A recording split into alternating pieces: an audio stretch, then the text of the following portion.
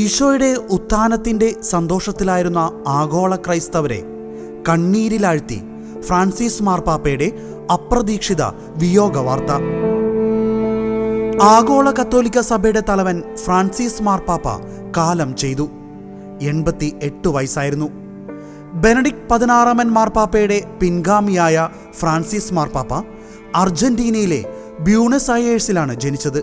കഴിഞ്ഞ ഫെബ്രുവരി മാസം ഫ്രാൻസിസ് മാർപ്പാപ്പയെ ശ്വാസകോശ സംബന്ധമായ അസുഖത്തെ തുടർന്ന് റോമിലെ ജെമലി ആശുപത്രിയിൽ പ്രവേശിപ്പിച്ചിരുന്നു.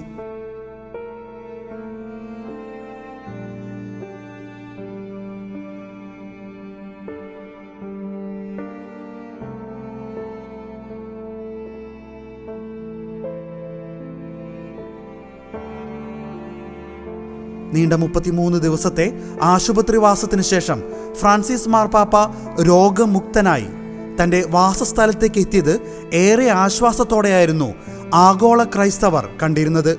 ഈസ്റ്റർ ദിനത്തെ പ്രധാന തിരുക്കർമ്മങ്ങളിൽ ഫ്രാൻസിസ് മാർപ്പാപ്പ പങ്കെടുത്തില്ലെങ്കിലും ഇന്നലെ ഈസ്റ്റർ ദിനത്തിൽ ലോകം മുഴുവൻ ദണ്ഡവിമോചനം നൽകുന്നതിനായി ഊർബി എ തോർബി ആശീർവാദം ഫ്രാൻസിസ് മാർപ്പാപ്പ നൽകിയിരുന്നു. Pater, et Filius, et Spiritus Sancti. Amen.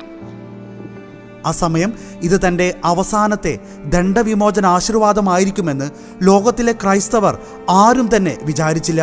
വളരെയേറെ ദിവസങ്ങൾക്ക് ശേഷം ഫ്രാൻസിസ് മാർപ്പാപ്പ തുടർന്ന് തൻ്റെ വാഹനത്തിൽ കയറി വത്തിക്കാൻ സ്ക്വയറിൽ കൂടിയിരുന്ന വിശ്വാസികളെ ആശീർവദിച്ചിരുന്നു.